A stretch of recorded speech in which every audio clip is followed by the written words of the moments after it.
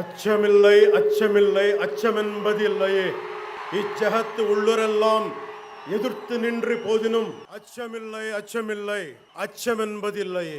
భయం లేదు భయం లేదు భయమన్నది లేనే లేదు. ఒక దుర్నీతి దుర్జన లోకమంతయు ఎదురొచ్చిన భయం లేదు భయం లేదు భయమన్నది లేనే లేదు. భయం లేదు కాబట్టే అసలే చీకటి గాఢాంధకారమైన వెళ్లే దారంతా గోతులు గుంతలు లోయలు అగాధాలు ఉన్నా, ఇల్లేమో దూరమైన చేతిలో దీపం లేకపోయినా గుండె ధైర్యమే కవచంగా ధరించిన వాణ్ణి కనుకే అన్ని ఒక్కడే అయి 2014లో జనసేన పార్టీని స్థాపించాం.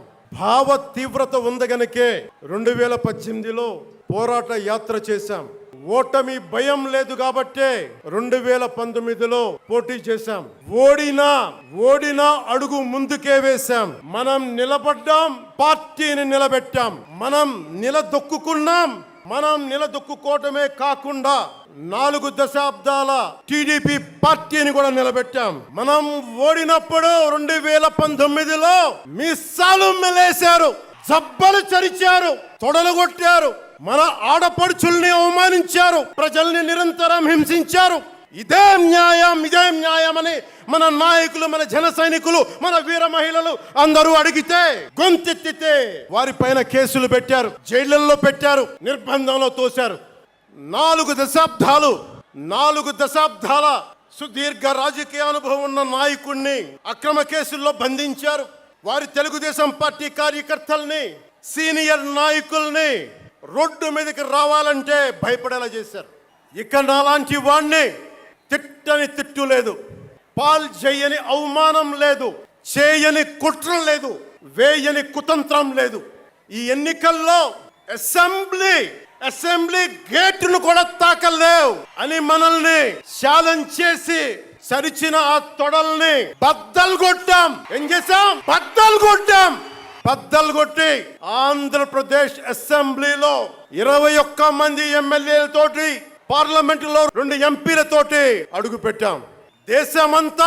దేశమంతా తల తిప్పి తిరిగి చూసేలా 100% స్ట్రైక్ రేట్ తో ఘన విజయం సాధించాం. ఎన్డీఏ కూటమి ప్రభుత్వాన్ని నిలబెట్టాం. ఈ రోజు జయకేతనం ఎగరేస్తున్నాం. జై జనసేన, జై జనసేన, జై జై జనసేన, జై.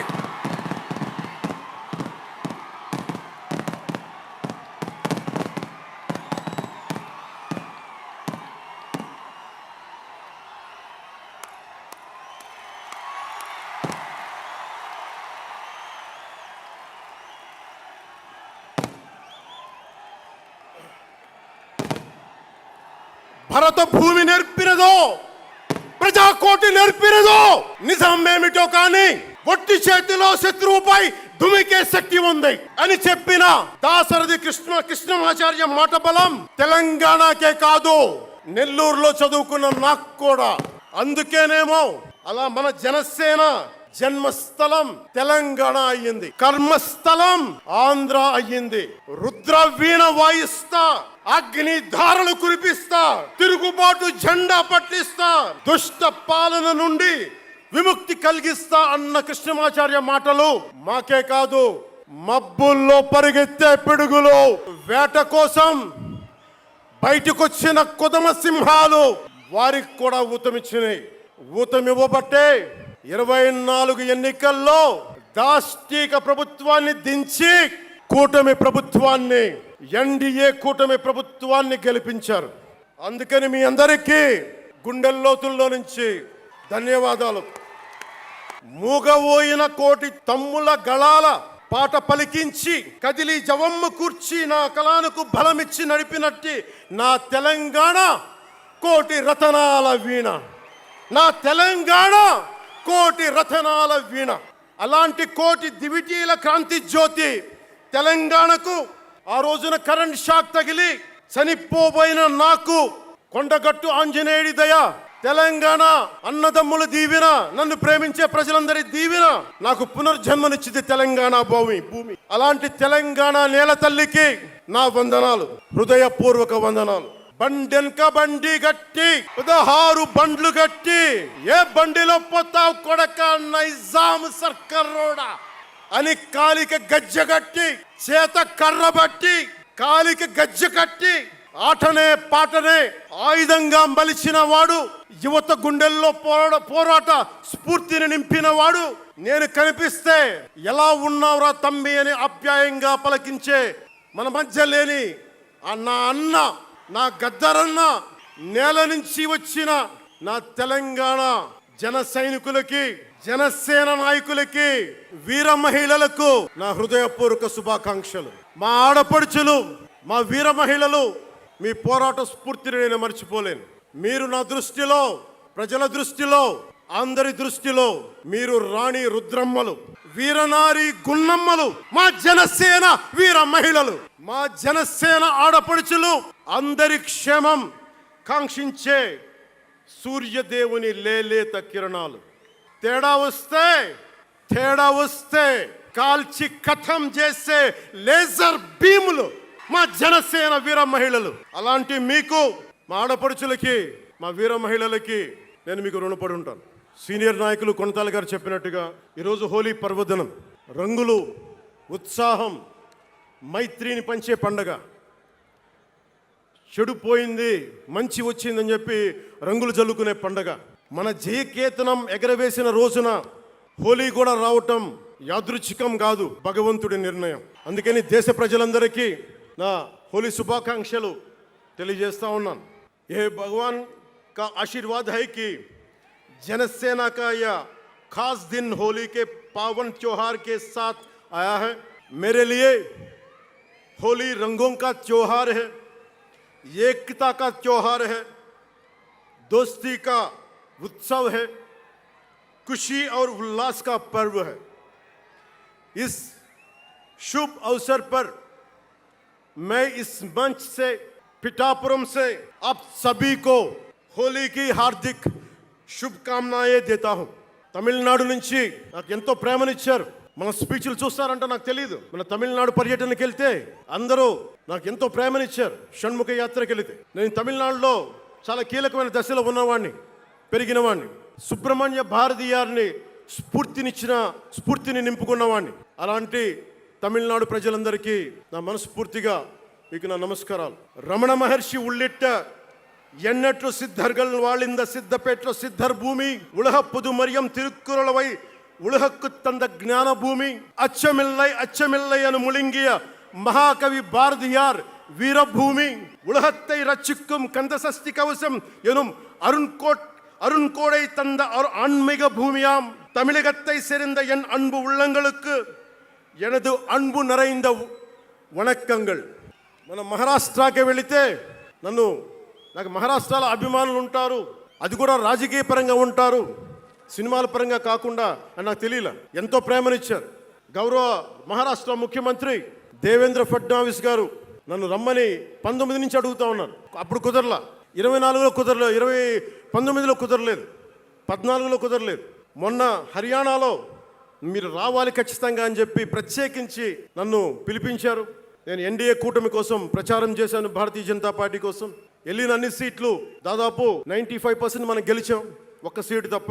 మీకు తెలుసు, నాకు మరాఠీ నేల, మహారాష్ట్ర నేల, ఛత్రపతి శివాజీ మహారాజ్ నేల, ఛత్రపతి సంభాజీ మహారాజ్ నేల. అలాంటి నేలకి ఛత్రపతి శివాజీ మహారాజ్ आणि ఛత్రపతి संभाजी महाराज यांच्या महाराष्ट्र भूमीतून आलोल्य, सोलापूर, लातूर, बिल्लारपूर सारख्या जिल्ह्यांतील जनसैनिकांना माझा मनपूर्वक नमस्कार. అలాగే కర్ణాటక నుంచి వచ్చిన ಅಭಿಮಾನುಲಕ್ಕೆ, ಕರ್ನಾಟಕದಿಂದ ಈ ಹಬ್ಬಕ್ಕೆ ಆಗಮಿಸಿದ ನನ್ನ ಜನ ಸೈನಿಕರಿಗೆ, ನನ್ನನ್ನು ಪ್ರೀತಿಸುವ కర్ణాటకದ జన సైనికರಿಗೆ హృత్పూర్వక నమస్కారాలు.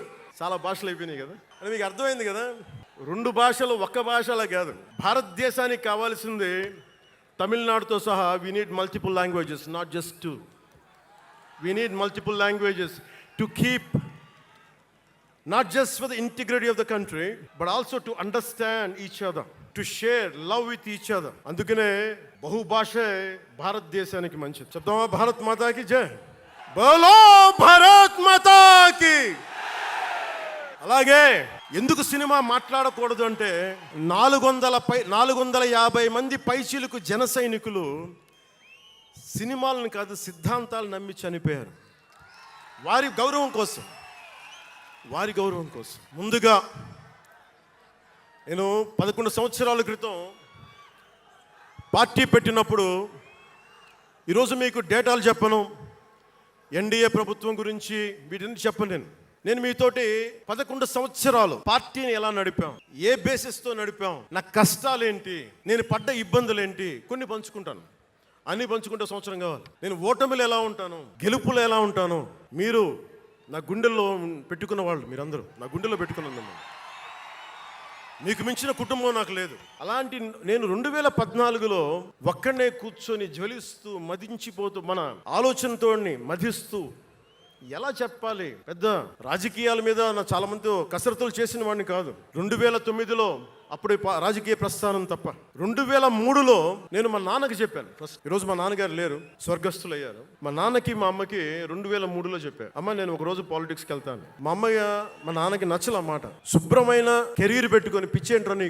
కానీ నేను చెప్పలేకపోయిన ఆ రోజున. నేను సినిమాలని దృష్టిలో పెట్టుకొని ఎదగలేదు, సమాజాన్ని దేశాన్ని దృష్టిలో పెట్టుకొని ఎదిగాను. సినిమా నాకు ఉపకరణం అయింది కానీ సినిమా నా జీవితం కాల. చెప్పలేకపోయిన ఆ రోజున. నన్ను చాలా మంది, మీరు అందరికీ నాకు గద్దరన్న ఎలా పరిచయం అనుకుంటున్నారు మీరు?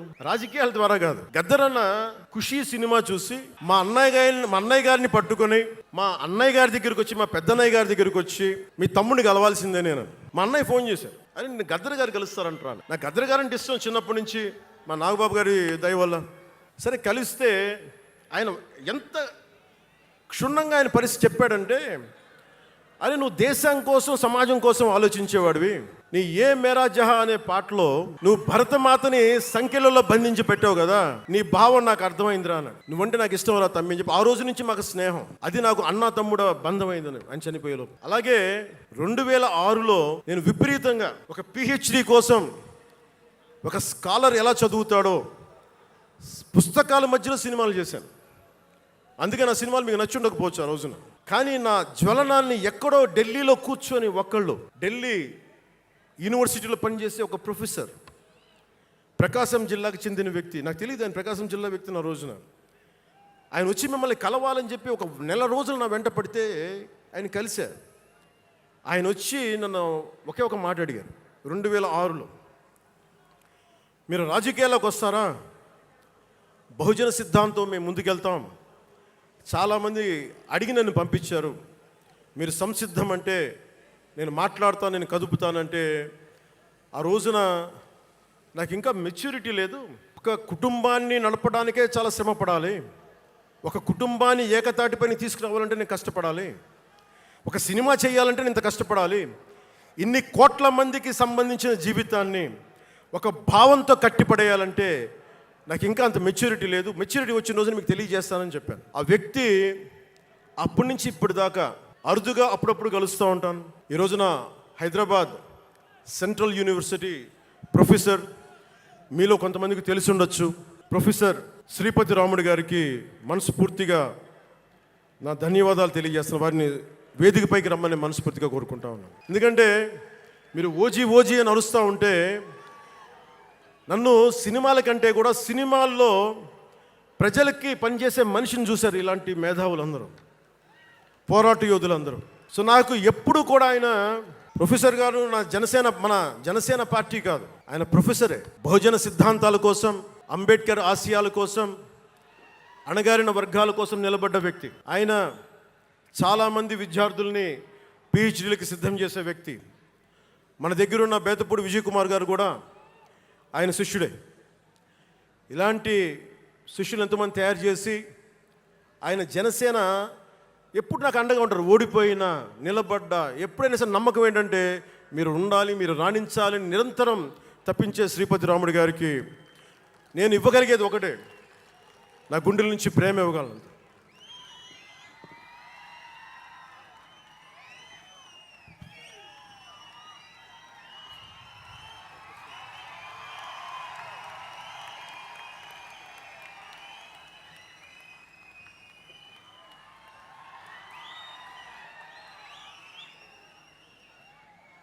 అంటే కృతజ్ఞత అనేది ఎంత అవసరం, గుర్తింపు ఎంత అవసరం అంటే మనం ఏదో అయినప్పుడు కాదు, ఏవి అవ్వనప్పుడు మనం వెంట నిలబడాల్సింది. నేను థ్యాంకింగ్ నోట్స్ చెప్దాం అనుకున్నా. ఎవరికి చెప్పాలి ముందు? నా గుండెల్లో పెట్టుకొని గౌరవించే నా పారిశుద్ధ్య సిబ్బందికి ముందుగా మీ అందరికీ నా హృదయపూర్వక నమస్కారాలు, హృదయపూర్వక ధన్యవాదాలు. యాక్చువల్గా నేను అనుకుంది ముందుగా పారిశుద్ధ కార్మికులకి సన్మానం చేసి స్పీచ్ మొదలు పెడదామని. ఎక్కువ మంది ఉండటం వల్ల మన సమయం సరిపోదు కాబట్టి రేపొద్దున మన సీనియర్ నాయకులందరినీ, సోదరులు నాగబాబు గారిని, ఎమ్మెల్సీ వారిని గౌరవించి చేయవలసిందిగా నేను కోరుకుంటున్నాను. అలాగే దారి పొడవున శుభాకాంక్షలు తెలియజేసిన హోర్డింగ్స్ ద్వారా నా సోదరులు సోదరీమణులందరికీ, ప్రతి ఒక్కరికి, నాయకులందరికీ నా ధన్యవాదాలు. డిప్యూటీ సీఎం పేషి అధికారులందరికీ కూడా నా ధన్యవాదాలు. నా సెక్యూరిటీ సిబ్బందికి కూడా నా ధన్యవాదాలు. ఈ ఆవిర్భావ దినోత్సవానికి ముందుండి నడిపించిన గౌరవ సివిల్ సప్లైస్ మంత్రి, Janasena political affairs committee chairman, నన్ను కాలానికి నా పరీక్షలు పెట్టి కానీ ఒకసారి నిర్ణయం తీసుకున్న తర్వాత ఓడిపోయినా కానీ వెన్నంటే నిలబడ్డ నా సోదరుడు పిఎస్సి చైర్మన్, గౌరవ సివిల్ సప్లైస్ మంత్రి శ్రీ నాదెండ్ల మనోహర్ గారికి నా హృదయపూర్వక ధన్యవాదాలు.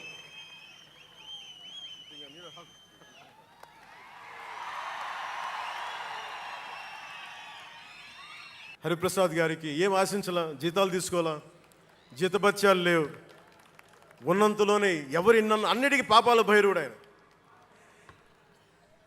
పవన్ కళ్యాణ్ ఆ నిర్ణయం తీసుకోలేదంటే ఈయనే ఉంటాడు కారణం అంట. పవన్ కళ్యాణ్ తేలిక మాట నేస్తాడు అందరి మాట.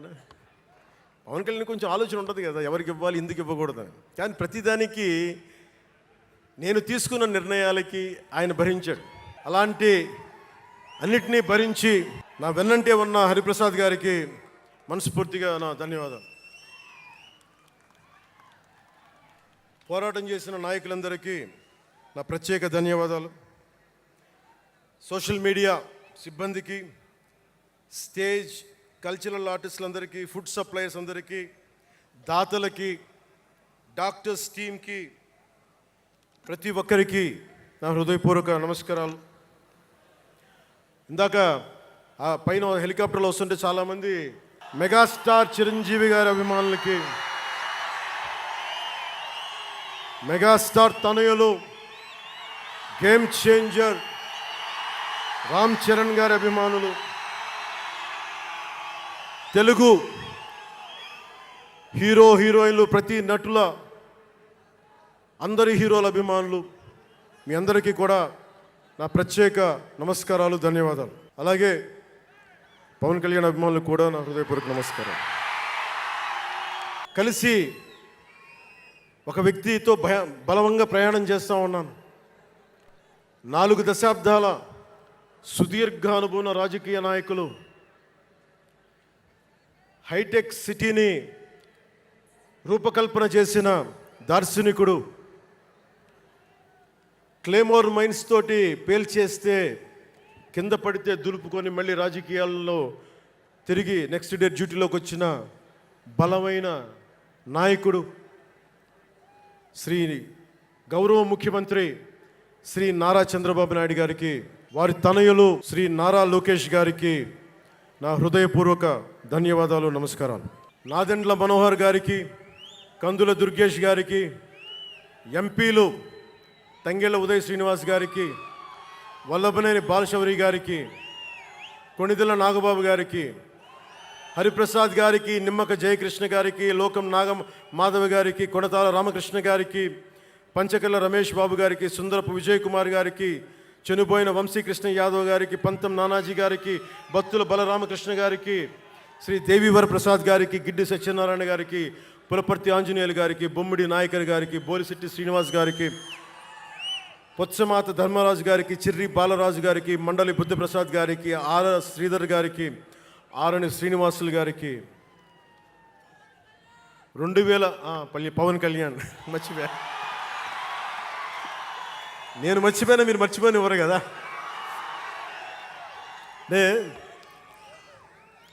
ఇది మన 11వ సంవత్సరం వారు 11కి అంకితం చేశాం. గత 5 ఏళ్లలో మనం ఎంత నలిగిపోయామో మీకు తెలుసు, ఎన్ని ఇబ్బందులు పాలు చేశారో తెలుసు. ఆ రోజు నుంచి కూడా ఈ రోజుకి వరకు నాకు పోలీస్ శాఖ అంటే చాలా గౌరవం. ఎందుకంటే పోలీస్ శాఖకి స్వయం నిర్ణయాలు చేసే హక్కు ఉండదు, డ్యూటీయే ఉంటుంది. బ్రిటిష్ వాళ్ళు పరిపాలించినప్పుడు పోలీస్ కూడా బ్రిటిష్ అధీనంలో పనిచేశారు తప్ప వాళ్ళకి ఇవ్వబడ్డ డ్యూటీ చేశారు. భగత్ సింగ్ని కొట్టమంటే కొట్టారు, జైల్లో పెట్టమంటే పెట్టారు, గాంధీ గారిని లాక్కెళ్ళిపోమంటే లాక్కెళ్ళిపోయారు. వాళ్ళు చేయకపోతే అది డ్యూటీకి విరుద్ధం అవుతుంది, చేయక తప్పదు. మరి అదే పోలీస్ ఆ రోజున వచ్చారు. స్వాతంత్రం వచ్చిన తర్వాత మిలిటరీ కూడా అంతే. అందుకనే నాకు పోలీస్ శాఖ మీద ఎప్పుడు వ్యక్తిగతంగా కోపం ఉండదు, ఏదో కొద్దిమంది వ్యక్తులు ఎక్కువ చేస్తే తప్ప. అలాగా ఈ రోజున చాలా గొప్పగా నిలబడ్డ సహకరించిన పోలీస్ అధిపతి డీజీపీ గారికి, కాకినాడ జిల్లా ఎస్పీ బిందు మాధవ్ గారికి, కలెక్టర్ శ్రీ షణ్మోహన్ గారికి, రెవెన్యూ అధికారులకు, ఇతర పోలీస్ అధికారులకు, మున్సిపల్ అధికారులకు, బందోబస్తు డ్యూటీకి వచ్చి అన్ని జిల్లాల నుంచి వచ్చిన నలిగిపోయి ఎండలో ఉన్న నా కానిస్టేబుల్ సోదరులకు, ప్రతి ఒక్కరికి పేరు పేరున నా హృదయపూర్వక ధన్యవాదాలు, హృదయపూర్వక కృతజ్ఞతలు. మా నాన్న కోరిక ఏంటంటే, నేను ఇంటర్ చదువుతున్నప్పుడు, అరే నేను డిగ్రీ చదవలేకపోయి, నువ్వు డిగ్రీ చదివి కనీసం నువ్వు ఎస్ఐగా సెలెక్ట్ అయితే నువ్వు కనీసం డిఎస్పీ కంటే కొంచెం పై ర్యాంక్లో నువ్వు రిటైర్ అవుతారు అని చెప్పాడు మా నాన్న. దురదృష్టవశాత్తు నేను డిగ్రీ చేయలేకపోయా. కానీ నేను అంటే నాకు అంతకుమించి కోరికలు లేవు, అది చెప్పడానికి నా ఉద్దేశం. చాలా చిన్న జీవితాలు మాయి. మా అన్నయ్య గారు ఏదో పొరపాటు యాక్టర్ అయిపోయారు తప్ప నాకు రావాలి నేను ఎప్పుడు అనుకోలే. అదే నెల్లూరులో, అదే ఫతేఖాన్పేటలో చిన్న ఇంట్లో ఇంకొక మామిడి మొక్క ఉంటే బాగుంటుంది అనుకున్న కోరిక తప్ప పేరు రావాలని ఎప్పుడు ఆశించాల. సో నన్ను ఎలా పెంచారు మా ఇంట్లో అంటే మీరు ఆశ్చర్యపోతారు. మొన్న నా friend Anand Sai TTD board సభ్యుడిగా నియమితులయ్యారు. అతను చెప్తా ఉన్నాను నాకు ఈ మధ్యన, నన్ను ఎలా పెంచారంటే మా ఇంట్లో అతని ఆనంద్ సాయి మాటల్లో, చిన్న తంబి అని తమిళ సినిమా ఉంటుంది, మన తెలుగులో చంటి అని సినిమా తీశారు. హీరోయిన్ని ఎలా పెంచుతారు ఇంట్లో నుంచి బయటికి వెళ్లకుండా, చంటిలో హీరోయిన్ మీనాని ఎలా పెంచారు ఇంట్లో నుంచి బయటికి వెళ్లకుండా, మా ఇంట్లో నన్ను అలా పెంచారు. వీడి బయటికి వెళ్తే ఏమైపోతాడో, సున్నితమైన వ్యక్తి, వీడికి ఆస్తమా ఉంది వీడికి, ఇలాంటి పరిస్థితుల్లో నన్ను ఇంట్లో నుంచి కదలనివ్వకుండా, నేను అన్నానగర్లో కంప్యూటర్ ప్రోగ్రామింగ్ కోర్స్ చేసేవాడిని 1 సంవత్సరం పాటు. ఆ ప్రోగ్రామ్ ఫైనల్ చేసే పరిస్థితుల్లో టైం 10:30 అయింది, 10:30 రాత్రి. ఇంటికి వెళ్ళడం గంట లేట్ అయింది. అంటే మనం సాయంత్రం 6 గంటలకు వెళ్ళిపోవాలి. ఆ రోజు 10:30కి వెళ్తే చెప్పా పెట్టకుండా, అంటే మన కొంచెం లేట్ అయింది ఎగ్జామ్స్ వల్ల. ఇంటికి వెళ్ళేటప్పటికి ఎలా ఉంది అంటే, ఇంట్లో ఆడపిల్ల వెళ్ళిపోతే ఇల్లు ఎలా ఉంటుందో, 10:30కి నేను ఇంటికి వెళ్తే మా అన్నయ్య షూటింగ్ నుంచి క్యాన్సిల్ చేసుకుని వచ్చేస్తా ఉన్నారు. మా వదిన ఇంట్లో హాల్లో ఉంది, మా నాగబాబు వీధి బయట తిరుగుతూ ఉన్నాడు. మొత్తం అందరూ ఏమైపోయాడు, ఎక్కడికి ఏమైపోయాడని. నేను ఎగ్జామ్ రాసి వస్తున్నాను, బస్సులు దొరకలేదు, నాకు 2 బస్సులు మారి రావాలని చెప్పాను. నాకు కార్లు లేవు ఆ టైంలో. ఇది మా నాగబాబు గారు ఇక్కడ ఉన్నారు, అడగండి, ఆ రోజు గుర్తుంటుంది ఆయనకి. అలాంటి నన్ను పాలిటిక్స్ చేస్తానని కానీ, సినిమాల్లోకి వస్తానని కానీ ఎవరు ఊహించలే. 18 ఏళ్ల వయసులోనో 20 ఏళ్ల వయసులోనో 10:30కి లేటుగా వచ్చామంటే ఒక అర్థం ఉంటుంది. అక్కడ అమ్మాయి ఇక్కడ అబ్బాయి, గోకులంలో సీత, సుస్వాగతం, తొలి ప్రేమ చేస్తున్న సమయంలో, మేబీ తొలి ప్రేమ ముందు అటో ఇటో, సంగీత్ థియేటర్లో, హైదరాబాద్ సంగీత్ థియేటర్లో క్లింట్ ఈస్ట్వుడ్ నాకు ఇష్టమైన హీరో, అతను సినిమాకి వెళ్ళా. బ్రిడ్జెస్ ఆఫ్ మాడిసన్ కౌంటీ అని ఒక ఇంగ్లీష్ నవల్ ఆధారంగా తీశారు. అది నాకు ఇస్తుంది ఆ నవల్. సో ఎలా తీశారని చెప్పి నేను షూటింగ్ రిలీజ్ కూడా అయిపోయినట్టుంది తొలి ప్రేమ. నేను నా ఫ్రెండ్ ఆనంద్ సాయిని, హరీష్ పాయిని, ఇంకో 2-3తోటి సెకండ్ షోకి వెళ్ళి ఇంటికి వస్తే, కింద మా నాన్న ఇంట్లో పైన రూమ్లో పడుకోవాల్సిన మా నాన్న కింద కుర్చీ వేసుకొని, ఓ నీల్ కమల్ చైర్ వేసుకొని నా కోసం వెయిట్ చేస్తూ ఉన్నాడు. ఎక్కడికి రా వెళ్ళామని. ఆయన ఎట్లా తిట్టాడంటే నన్ను, నేను చాలా తప్పుడు పనులు చేసేస్తున్నట్టుగా, ఏదో బార్లో కూర్చొని తాగేసినట్టుగా. నేను అప్పటికి కొంచెం గుండె ధైర్యం తెచ్చుకొని చెప్పాను. అక్కడ మా నాన్న అంటే భయం, చిన్నప్పుడు చాలా కొట్టేవాడు మా నాన్న మమ్మల్ని. ఆ భయం నన్ను కొట్టింది తక్కువ కానీ మా అన్నయ్యని కొట్టింది ఎక్కువ. సో ఎముడికి మొగుళ్ళలో ప్రసాద్ బాబు ఉంటాడు. చిరంజీవి గారు పక్క వ్యక్తిని కొడితే ఇతను లైన్లోకి వచ్చేస్తాడు, అక్కడ నేను డిసిప్లిన్లోకి వచ్చాను. అట్లాగే వీళ్ళని కొడితే నేను డిసిప్లిన్లోకి వచ్చాను. నాకు ఆయన కొట్టక్కర్లేదు, నేను డిసిప్లిన్గా ఉంటాను. సో నాకు మా నాన్న చూడగానే భయం వేసింది, కొడతాడా గబుక్కున బాగుండదేమో అనుకునేవాడిని. నేను చెప్పాను, కొంచెం బలం తెచ్చుకొని 3 సినిమాలు హిట్లు వచ్చినాయి, 4వ సినిమా రిలీజ్ అయ్యి హిట్ అయింది తొలి ప్రేమ. నాన్న నేను హీరో నన్న సంగతి కూడా మర్చిపోకు, నువ్వు అర్థం చేసుకో అని చెప్పాను. ఇంకా ఎక్కువ తిట్టాడు. అంటే మా నాన్న తిట్లు ఎలా ఉన్నాయంటే చెప్పలేను. కానీ ఈ అర్ధరాత్రి అపరాత్రి తిరుగుళ్ళు ఏంట్రా, ఈ సెకండ్ షోలకి వెళ్ళడం ఏంటి, ఏదో హీరో అయ్యావు అయితే అన్ని హెల్ప్ చేసేస్తావా అని తల ఉంచుకొని పైకి వెళ్ళిపోయాడు. అంటే అలాంటి నేను ఇన్ని కోట్ల మందికి సంబంధించిన పాలిటిక్స్ చేయాలంటే భగవంతుడు రాసిన రాత కాకపోతే నేను కోరుకున్నదా కాదు అది. అలాంటి వాతావరణంలో పెరిగిన నేను ఈ సినిమాలు ఏంటో, ఈ పాలిటిక్స్ ఏంటో, పార్టీ పెట్టడం ఏంటో అని అనుకుంటే అంటే ఇందాక ఎందుకు బయటికి వెళ్ళానంటే ఇవన్నీ ఆలోచిస్తున్నా. ఇదంతా భగవంతుడు మాయ తప్ప నాది కాదు నాకు తెలుసు. అలాంటి జీవితానికి దారి ఏర్పరిచింది, ప్రజా సమస్యలపై నిలబడేలా చేసింది, పార్టీ పెట్టనిచ్చింది నాలోని భావతీవ్రత. పార్టీ పెట్టనిచ్చింది భావతీవ్రత. పుస్తక పఠనం, డబ్బులు సంపాదించాక ఖర్చు పెట్టనంటే ఎలా కుదరదో, వద్దనుకున్న ఏదోలా ఖర్చు అయిపోతాయి. అలాగా కొంత జ్ఞానం వచ్చాక, కొంత చదివాక, కొంత చెయ్యగలిగే సత్తా ఉన్నాక నేను ఊరికనే కూర్చుంటాను, నేను ఏమి చెయ్యనంటే జీవితం అలా ఉండనివ్వదు. అలాంటి నన్ను ఏదో సాటర్డే సండే షూటింగ్ ప్రాక్టీస్కి వెళ్ళి మెడ్రాస్ రైఫిల్ క్లబ్లో, మార్నింగ్ లయోలా కాలేజ్లో జాగింగ్ చేసుకొని, ఇంటికి వచ్చి పుస్తకాలు చదువుకొని, మా వదినకి ఏదైనా అవసరమైతే పనులు చేసి పెట్టి, ఇలాంటి నేను సగటు మనిషి, మధ్యతరగతి మనిషి, అంతకుమించి వేరే పట్ల. పనగల్ పార్క్ వెళ్ళి కూరగాయలు తీసుకురావడం, వంకాయ ఎంత, తక్కాలి ఎంత, అంటే మన ఉల్లిపాయలు వంకాయలు ఎంత అని ఇట్లాంటివి తీసుకొచ్చేవాడిని. నెల్లూరులో పెద్ద బజారు వచ్చి, మన పెద్ద బజారు చిన్న బజారుకి వెళ్ళి ఇంటికి కావాల్సిన సామాన్లు తీసుకొచ్చేవాడిని. నాకు అంతకుమించి జీవితాన్ని కోరుకోలేదు నేను. అలాంటిది నేను యాక్టర్ అయ్యాను, ఈరోజున పొలిటికల్ లీడర్ అయ్యాను, దేశమంతా గుర్తించే అయ్యానంటే ఇది ఏది కూడా నేను కోరుకుంది కాదు, నాకు ఇవ్వబడింది. అందుకే నేను కర్మే చేస్తాను, నేను ఫలితం ఆశించను.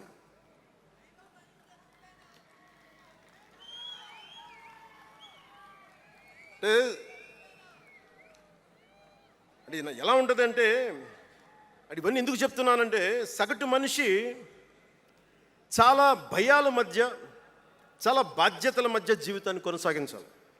ఒక మాట అంటే ఎక్కువ, ఒక మాట అంటే తక్కువ, చాలా సన్నని గీతల మధ్య బతకాలి. ఒకలాగా చెప్పాలంటే అరిటాకు లాంటి జీవితం. అరిటాకు ఉంది కదా అని జీవితం వడ్డించిన విస్తరు అవ్వదు. చిన్నపాటి ముళ్ళు తగిలినా మొత్తానికి చిరుగుపోతుంది. అలాంటి కోట్లాది సగటు మనుషుల ప్రభావితం చేసే సినిమా కానీ, కోట్లాది మందిని ప్రభావితం చేసే రాజకీయాలు కానీ నాకు చాలా బాధ్యతనిచ్చాయి. సినిమాలో ఎంత చెప్తే మంచిది, ఎంత చెప్తే మంచిది కాదు అని ఆలోచించి చేసేవాడిని. ఒక దేశభక్తి పాట పెడితే మంచిదా, ఒక క్లబ్ డాన్స్ పెడితే మంచిదా, ఈ రెండు ఆలోచించి దేశభక్తికి వెళ్ళాను నేను. అందుకే ఏ మెరా జేహానే పెట్టాను తప్ప ఓ మై డార్లింగ్ అని పెట్టలా. అంటే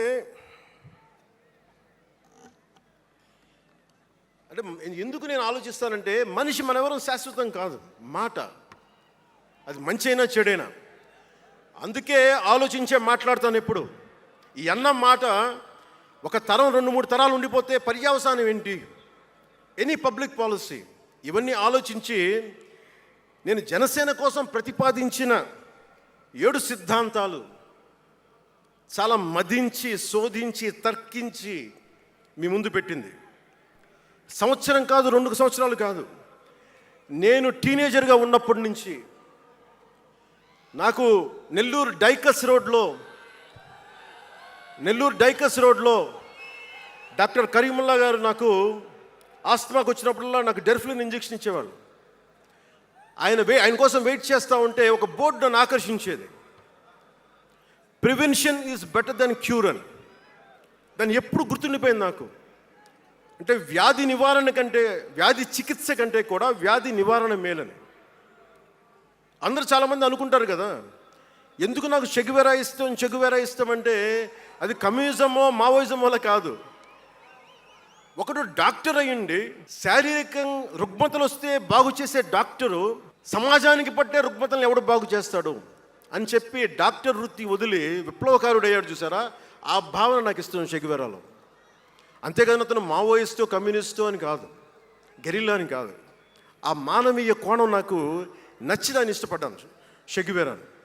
ఆ సిద్ధాంతాలని అంటే ఎందుకు చెప్తున్నాను మీకంటే చాలా ఆలోచించి చేశాను. అంటే అంత వయసు నుంచి ఆ సిద్ధాంతాలని చాలా బలంగా విశ్వసించేవాడిని, ఆచరించేవాడిని కనుక, వాటి కోసం నిలబడేవాడిని కనుక, నిలబడినందుకు ఆ సిద్ధాంతాలు నన్ను దశాబ్దం రాజకీయ పోరాటం చేయగలిగే సత్తానిచ్చినాయి. ఈ రోజున 100% స్ట్రైకింగ్ రేట్తో జైకేతనాన్ని ఎగరేస్తున్నాం ఈ రోజునంటే జనసేన 7 మూల సిద్ధాంతాలే కారణం.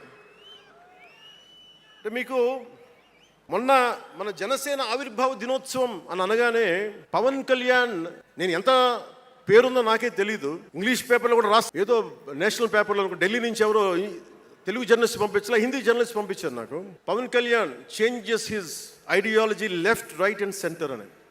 అంటే వీడి అవసరాలకి ఎలా పడితే అలా మార్చేస్తాడని నాకు అనిపించింది. అలా ఎలా పడితే అలా మార్చేసేవాడు 11 సంవత్సరాలు పార్టీని నడపగలడా? 7 సినిమాలతోటి సూపర్ స్టార్డమ్ రాగలదా? నేను వద్దనుకున్నా ఓజీ అని అంటూ ఉంటారు, అవన్నీ వస్తాయా? 2007లో నేను కామన్ మ్యాన్ ప్రొటెక్షన్ ఫోర్స్ పెట్టినప్పుడు చాలా మంది నాకు ఇష్టమైన నాయకులు, ప్రభావితం చేసిన నాయకులు, ఒకరితో ఒకరికి సంబంధం లేదు. ఒకళ్ళు నారాయణ గురు అయితే ఇంకొకళ్ళు చెగువెరా, ఒకళ్ళు జయప్రకాష్ నారాయణ అయితే ఇంకొకళ్ళు లోకమాన్య బాలగంగాధర్ తిలక్, ఒకళ్ళు మదర్ తెరీసా అయితే ఇంకో వైపున భగత్ సింగ్. ఆ రోజు నన్ను అందరూ అన్నారు, నీకేంటి ఇంత పిచ్చి ఏంటి, నీకు కన్ఫ్యూజ్డ్ ఐడియాలజీ నీది అంటే నేను రోజు చెప్పలేకపోయాను అందరికీ. పవన్ కళ్యాణ్ ఐడియాలజీ ఏంటంటే ఇంత భిన్నమైన వ్యక్తుల్లో ఏకత్వం చూడగలగడం పవన్ కళ్యాణ్ ఐడియాలజీ. ఆ ఏకత్వాన్ని చూడగలిగాం కాబట్టి ఆ 7 సిద్ధాంతాలు వచ్చినాయి. నాకు ఒక్కొక్కరిలో నాకు నచ్చిన అంశాన్ని తీసుకొని నాకు వ్యక్తిగతంగా బలం ఇవ్వడం చూశాను. అది నా మీద ఎంత ప్రభావితం చూపించింది, అది ఎంత సక్సెస్ ఇచ్చిందో కూడా నాకు తెలుసు. అంటే నేను అందరిలాగా నేను కాలేజీలకి యూనివర్సిటీలకి వెళ్ళాను, డాక్టరేట్ లేకుండా పోవచ్చు, యూనివర్సిటీస్కి వెళ్ళి ఉండకపోవచ్చు, కానీ జ్ఞానాన్ని సముపార్జించటం నా చిన్నప్పుడు ఇలస్ట్రేటెడ్ వీక్లీలు, ఫ్రంట్ లైన్ మ్యాగజైన్లు, న్యూస్ పేపర్లు, సోవియట్ భూమి పత్రికలు, చరిత్ర, సంస్కృతి పుస్తకాలు, సాహిత్యం, ఫిలాసఫీ, ఫారెన్ అఫైర్స్ ఇవేమి చదవడం ఆపలా. ఇప్పటిదాకా అవన్నీ సామాజిక, చారిత్రక, రాజకీయ అంశాల మీద అవగాహన లేకుండా ఎందుకు పార్టీ పెడతాం? దేశ విభజన, కలోనియల్ చరిత్ర, తిరుగుబాట్లు, చిట్టాగాంగ్, విప్లవ వీరులు, తాకట్టులో భారతదేశం, ఆడమ్ స్మిత్లు, మాల్థూసియన్ థీరీలు చదవకుండా, అర్థం చేసుకోకుండా పార్టీ పెట్టేస్తామా? మళ్ళీ ఇంత అవగాహన, ఇంత సామాజిక పరిజ్ఞానం సినిమాలు చేసుకునే వాడికి ఎలా ఉంటుంది అవగాహన అని? అదే కదా. అంటే దానికోసం ఎలా పుట్టాలండి? ప్రత్యేకంగా తెల్లగడ్డం వేసుకొని పుట్టాలా అండి? ఆకాశంలోకి చూస్తా తెల్లగడ్డం వేసుకొని సామాన్యుడికి అర్థం కాని లిటరీ టర్మ్స్ తోటి మాట్లాడాలా? పోనీ పార్టీ పెట్టాలి అంటే నాన్న ముఖ్యమంత్రి అయి ఉండాలా, మావయ్య కేంద్ర మంత్రి అయి ఉండాలా, బాబాయిని చంపించి ఉండాలా అని ఎక్కడ రాసిలేదు కదా. అంటే దశాబ్దం పాటు ఒంటరిగా పార్టీని మొయ్యాలి అంటే ఎన్ని తిట్లు, ఎన్ని అవమానాలు భరించాలి, ఎంత నలిగుండాలి, ఎంత జ్వలించుకుపోవాలి, ఎన్ని పోగొట్టుకోవాలి. వ్యక్తిగత జీవితం నుంచి నా ఆరోగ్యం దాకా అన్ని పోగొట్టుకుంటానే వచ్చాను. దానికి ఈ జయకేతనం నాకు ఆనందాన్ని ఇచ్చింది. ఎందుకు చెప్తున్నా ఆరోగ్యం గురించి? నేను మార్షల్ ఆర్ట్స్ చేసేటప్పుడు 3 గ్రనైట్ రాళ్ళు గుండెల మీద పెట్టుకొని పగలగొట్టించుకునేవాడిని. 9 ఏళ్ల పిల్లలు, 8 ఏళ్ల పిల్లలు ముగ్గురిని ఒకళ్ళని ఇలా పట్టుకొని ఇంకొకటి భుజాల మీద ఎక్కించుకొని గుడుంబ శంకర్లో మోసుకొచ్చినంత బలం ఉంది. చూడటానికి బక్కగానే ఉంటా, కానీ బలం అపారంగా ఉండేది. అలాంటి నేను ఈ రోజున నాకు రెండో కొడుకు నేను ఎత్తుకోలేను. పెద్ద కొడుకుని ఎలాగ ఎత్తుకోలేను అనుకోండి, అది వేరే విషయం. నా రెండో కొడుకుని చిన్నోడు 6-7 సంవత్సరాలు, వాడిని ఎత్తుకోలేను నేను, అంత బలహీన పడిపోయాను. కానీ బలం తెచ్చుకుంటాం మీ అందరి ఆశీస్సులతోటి, బద్దలు కొడతాం. మళ్ళీ అంటే రాజకీయాల్లో ఉండాలంటే 2 పిచ్చి పవర్ హంగ్రీ ఉండాలి, లేదా బలమైన సైద్ధాంతిక బలమన్నా ఉండాలి. వ్యక్తిగా ఎదగాలి, పదవే ముఖ్యం, అధికారమే ముఖ్యం. దానికోసం గుండాల్ని వాడుకుంటాం, మర్డర్లు చేయిస్తాం, వేల కోట్లు దోచేస్తాం, కులాలని కెలికేస్తాం, రకరకాల విద్వేషాలు రెచ్చగొడతాం, తద్వారా లాభపడతాం అన్నది ఇంకో పద్ధతి. నేను అది కోడికత్తిని వాడుకుంటాం, నేను అలాంటివి ఎంచుకోలే. సైద్ధాంతిక రాజకీయాన్ని ఎంచుకున్నాను. నాకు ఊహ తెలిసినప్పటి నుంచి అలాగే బతికాను. అందుకే నేను సమాజం, సమతుల్యత, భావితరాల భవిష్యత్తు, దేశం అంతరంగిక భద్రత, దేశ భద్రత, శత్రు దేశాల దాడులు ఆలోచించి దశాబ్దన్నర నలిగి గుండె రగిలి అందరిలోనూ చైతన్యం రగిలించి ఈ రోజున జనసేన జయకేతనం ఎగరవేస్తున్నాం. ఇది జనసేన పద్ధతి. Registered party to recognised party. It took us a decade time, decade plus. అంటే నువ్వు ఎలా మార్చేసుకుంటావు అంటారు. నువ్వు అలా పడితే ఎలా మార్చేసుకుంటావు అని మాట్లాడతారు. అరే ఒక మనం ప్రార్థించే నదే గంగమ్మ అవ్వచ్చు, కృష్ణమ్మ అవ్వచ్చు, దేవత అవుతుంది, పడవలకి రస్తా అవుతుంది, పంట కాలువలకి పొలాల్లోకి దూరే పంట కాలువ అవుతుంది. మార్పు అనేక రకాలుగా ఉంటుంది. ఇక్కడ నువ్వు గంగని నదిగా చేసావు, ఇక్కడ నువ్వు స్నానం చేయకూడదంటే కుదరదు. చాలా విభిన్నంగా చూడాలి. నేను మార్పు కోసం వచ్చిన వాడిని, ఓట్ల కోసం వచ్చిన వాడిని కాదు. అంటే ఇన్ని మాట్లాడే ఈ ఇంగ్లీష్ పేపర్ వాళ్ళకి I want to give you an example. Pawan Kalyan changes from left, right and centre. Let me tell you this one example from one of your journalist brotherhood, from your journalist brethren Shri. ఆ పుస్తకంలో entirety అంతా how BJP is wrong, how BJP is communal అని all the stories he picked up is all about anti-BJP. But in 2014, same Mr. MJ Akbar has become MP for BJP. బీజేపీని తిట్టిన వ్యక్తే కాంగ్రెస్లో ఉండి బీజేపీకి వెళ్ళి మారగలిగినప్పుడు తప్పులేదు. కానీ నేను ఇన్ని రకాలుగా మాట్లాడి తప్పు అయిపోయింది అది. అంటే ఇది let me tell you, I blended the best of everybody. I have tested it on my self personally and applied to the party. That's why we got 100% striking rate. నేను ఎలాంటి కాలంలో పెరిగానంటే భావోద్వేగాలు లేకుండా, జీవిత బరువులు మోయకుండా, కించిత్తు భావుకత లేకుండా, బాధ్యతగా నడవకుండా ఉంటే ఇంత దూరం రాగలమా? జీవితంలో నిన్న కాకితాళంగా ఎలా జరిగిపోతాయి? అంత ఫ్లూక్ అండి అంటే 21 సీట్లతో 100% వచ్చేస్తామా? 151 సీట్లు ఉన్న ఆ పార్టీని 11 సీట్లకి రానివ్వగలమా? ఎంత పోరాటం చేశాం మనం, ఎంత నలిగాం. వైజాగ్లో మన ఎమ్మెల్యేలు ఎంతమందిని జైల్లో పెట్టారు, ఎంత భయభ్రాంతులను చేశారు. బయటికి వస్తే ఆ రోజు నన్ను అందరూ అడిగారు, మీరు వెంటనే ప్రధానమంత్రి గారికి చెప్పండి, ఫోన్ చేయండి, మీకు తెలుసు కదా అంటే నేను ఒకటే అన్నా, ప్రజల్ని కాపాడటానికి వచ్చాను నేను, నన్ను కాపాడమని ఎవరిని నేను అడగను, ప్రధానమంత్రి గారైనా సరే. ఇది నా నేల, నా పోరాటం ఇది. నా మీద చెయ్యి వెయ్యమని చెప్పండి, చెప్తాను నేనేంటో అని చెప్పాను. అంటే నేను ఎవరో వస్తారో నేను ఎప్పుడు చేయను, నేను ఎంత నిలబడగలను అదే నా మెజర్ అంతే. నేను ఎలాంటి జీవితం నుంచి వచ్చానంటే, నాకు చుట్టుపక్కల పేరెంట్స్ కమ్యూనిస్టులు, పిల్లలేమో క్యాపిటలిస్టులు. అలాంటి లెఫ్ట్ భావాలతో ఉన్న నాయకుల్ని, వారి పిల్లల్ని నేను నెల్లూరులో చూసేవాడిని. అంటే మార్పు అనేది అవసరం. నాన్న కమ్యూనిస్ట్ కదా అని కొడుకు క్యాపిటలిస్ట్ అవ్వకూడదనే రూల్ లేదు, ఇలాగే ఉండాలని ఏం లేదు. అంటే సహజం, అంటే మార్పు చాలా సహజం, ఎదగడానికైనా దిగజారడానికైనా సరే. వారి ప్రవర్తనని, వారి ఆలోచన విధానాన్ని బట్టి ఉంటుంది. కులాలను కలిపే ఆలోచన విధానం, భాషలని గౌరవించే సాంప్రదాయం, సంస్కృతుల్ని కాపాడే సమాజం, ప్రాంతీయతను విస్మరించని జాతీయవాదం, మతాల ప్రస్తావన లేని రాజకీయం, అవినీతిపైన రాజీ లేని పోరాటం, పర్యావరణాన్ని పరిరక్షించే అభివృద్ధి ప్రస్థానం, ఇవన్నీ పెట్టినప్పుడు నవ్వారు అందరూ. అలాంటిది నన్ను ఈ రోజున పర్యావరణ మంత్రిగా తీసుకొచ్చింది ఈ సిద్ధాంతాలే. సిద్ధాంతాన్ని ప్రతిపాదించినప్పుడు చాలా పరిశోధించాలి, చరిత్ర చదవాలి, అవగాహన చేసుకోవాలి, జటిలమైన సందేహాలు వాటికి వివరణ ఇవ్వాలి. ఇవన్నీ కూడా ఉండబట్టే ఈరోజు ఇంత బలంగా నిలబడగలిగాం. నేను ఇంత ఆలోచించి అడుగు ముందుకేస్తాను తప్ప అనాలోచితంగా ఎప్పుడు నేను అడిగాను. ఈ 10 ఏళ్లలో నిలబడ్డాం, బలపడ్డాం, చాలా పడ్డాం కూడా.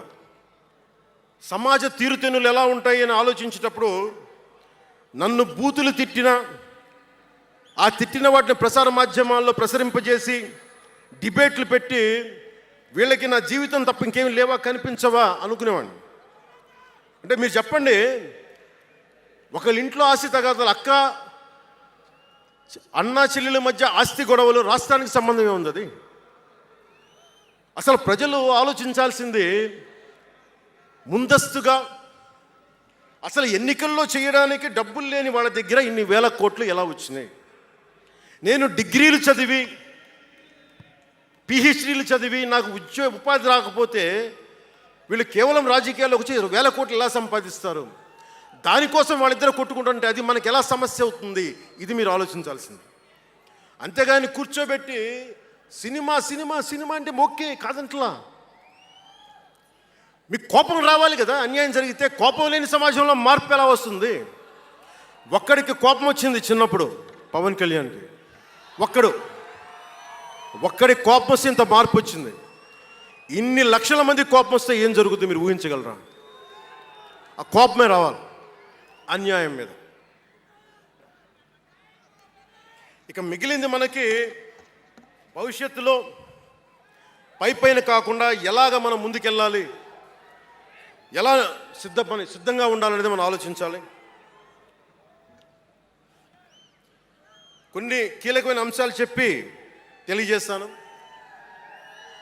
నార్త్ సౌత్ డివైడ్, ఉత్తర భారతం దక్షిణ భారతం, అలాగే క్యాస్ట్ సెన్సెస్, కులాల గణాంకం, డీలిమిటేషన్ ఇష్యూ, 3 లాంగ్వేజ్ ఫార్ములా, ఇవన్నీ మాట్లాడుతూ ఉన్నారు. వీటి మీద అలాగే మనం భవిష్యత్తులో సనాతన ధర్మ రక్షణ బోర్డు కానీ, ఫ్రీ హిందీ టెంపుల్స్ కానీ, ఇవన్నిటి మీద ఒకసారి మాట్లాడి నా అభిప్రాయాలు తెలియజేస్తాం. ఎందుకంటే భవిష్యత్తుకి దిశానిర్దేశం చేయాల్సిన సమయం ఇది. అందుకని మీకు కొంచెం ఓపికగా వినండి ఇది. ఎందుకంటే ఇది సరదాలకి అల్లర్లకి సమయం కాదు. ఇది భవిష్యత్తుని నిర్దేశించే సమయం. దశాబ్దంన్నర తర్వాత వచ్చింది, అంటే 2009 నుంచి ఇప్పుడు దాకా చేస్తే వచ్చింది. సో నేను ఏం కోరుకుంటానంటే, అల్లరి చిల్లరగా ఉండేవాళ్ళు నాకు అవసరం లేదు, నిలకడగా నిలబడేవాళ్ళే నా సైన్యం.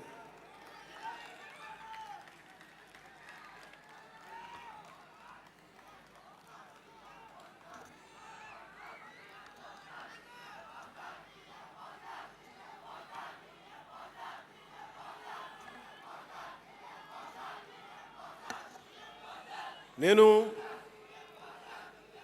డిప్యూటీ ముఖ్యమంత్రిని అయ్యాక అంతకుముందు ఎప్పుడు ఆలోచించామని, పుస్తకాల బరువుతోటి వీపు వంగిపోతున్న పిల్లవాడిని ఆడిపడాల్సిన వయసులో ఇంత పుస్తకాలు బ్యాగ్ వేసుకొని స్కూల్కి వెళ్తా, ఒకవైపు ఏమో టిఫిన్ క్యారియరు, ఇంకోవైపు ఏమో వాటర్ బాటిల్ పట్టుకొని జారిపోతా పడతా అమ్మకి నాన్నకి టాటా చెప్పి ఆ స్కూల్కి వెళ్ళే చిన్నపిల్లోడికి 2 పుస్తకాల బరువు తగ్గిస్తే నేను చాలా ధన్యుడిని అనుకునేవాడిని.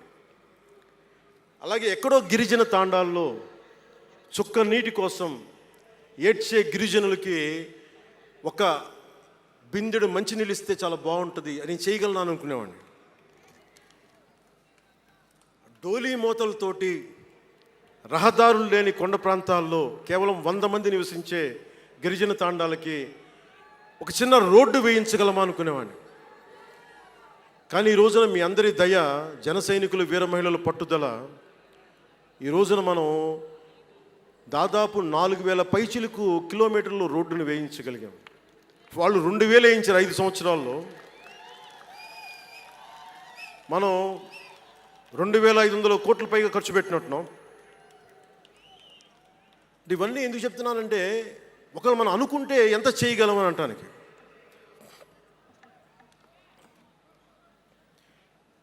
సమస్యలు ఏమున్నాయి మన దేశంలో ఇప్పుడు అంటే,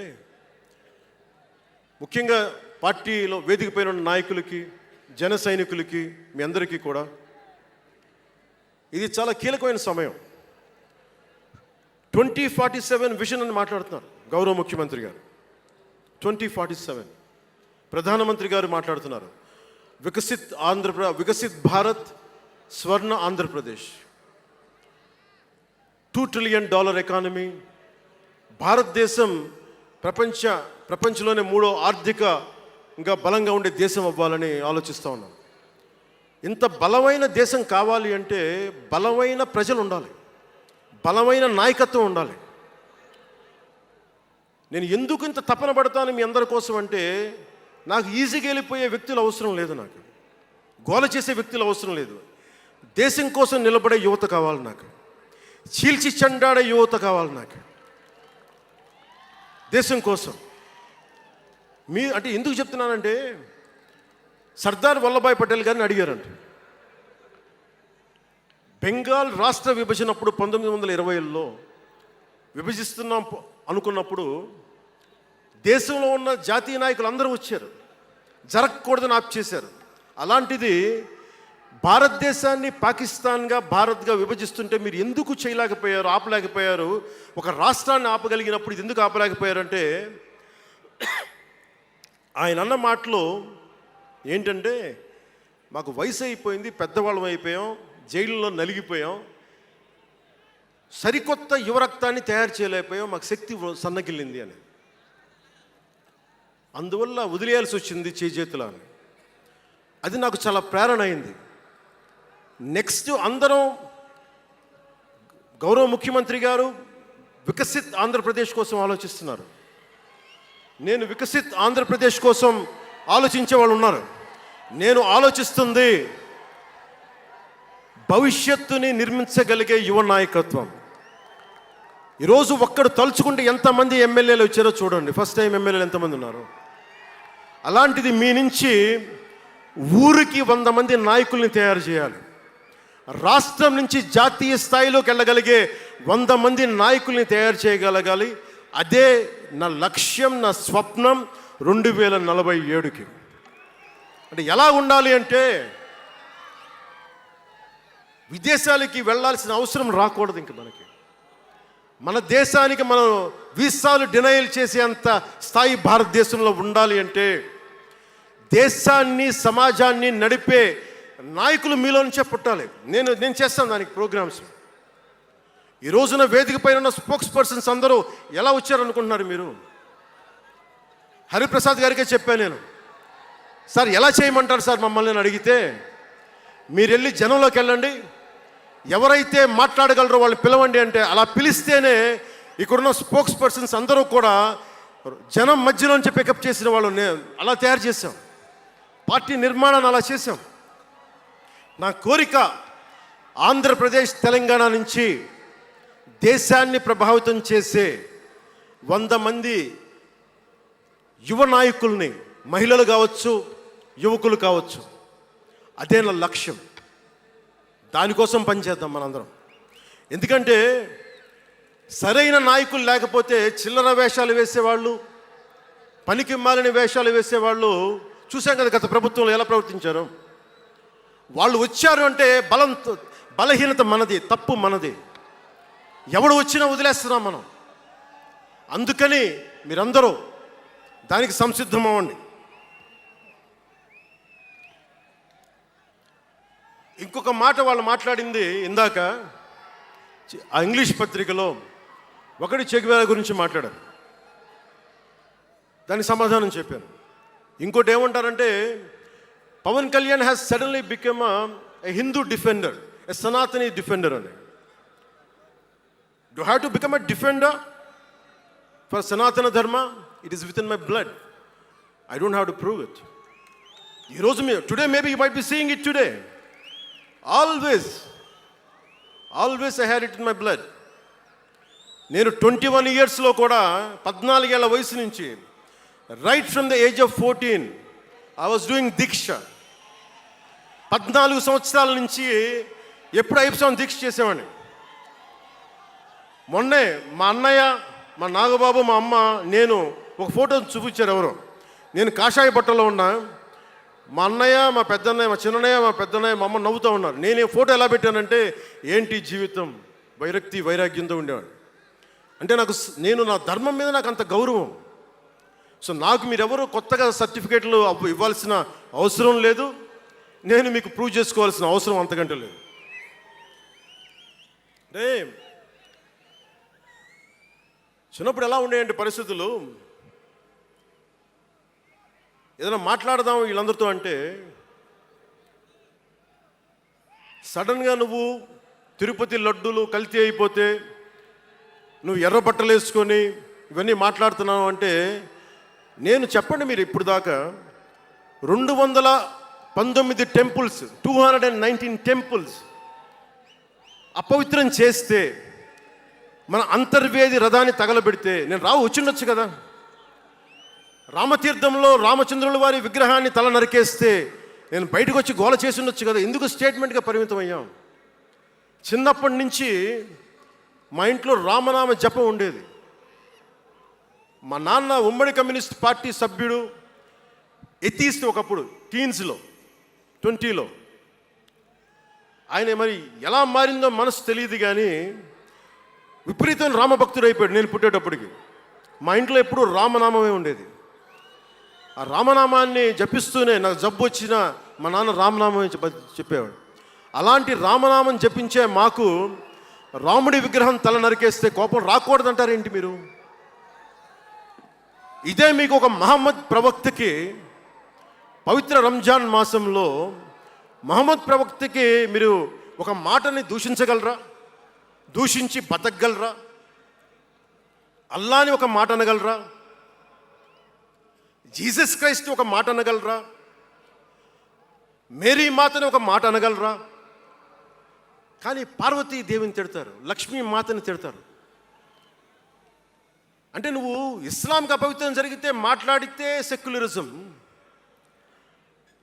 జగన్మాతకి కానీ పార్వతీదేవికి కానీ శివుడికి కానీ రాముడికి కానీ అయ్యప్పకి కానీ అపవిత్రం జరిగితే మా మనోభావాలు బాధపడకూడదు, గాయపడకూడదు, నోరు మూసుకొని కూర్చోవాలి.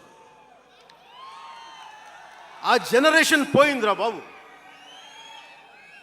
ఆ జనరేషన్ పోయింది. ఒక తప్పుని తప్పుగానే చెప్తాం. ఒక హిందువు ఒక ముస్లిం పట్ల తప్పు చేస్తే తప్పనే చెప్తాం. ఓల్డ్ సిటీలో ఉండే ఒక నాయకుడు 15 నిమిషాలు కళ్ళు మూసుకోండి, పోలీసుల్ని మేము హిందువులకి ఏంటో మేము చూపిస్తామంటే అది తప్పు పట్టకూడదంటే ఎట్లా? అది మతోన్మాదమా? ఏం మాట్లాడుతున్నారు మీరు? బతుకమ్మ బతుకమ్మ బతుకమ్మ అని చెప్పి బతుకమ్మ పాటని మీరు వెటకారం చేసి ఓల్డ్ సిటీ నాయకుడు మాట్లాడితే దాన్ని డిఫెండ్ చేసుకోవటం హిందూ అహంకారం అంటే నేను ఏం చెప్పండి? నేను అంటే అల్లాహకు ఒక న్యాయం, మహమ్మద్కి ఒక న్యాయం, అమ్మవారికి ఇంకో న్యాయమా? అలా కుదరదు బాబు. ఈ ధర్మం అందరికీ సమాన అవకాశం ఇచ్చింది. సనాతన ధర్మం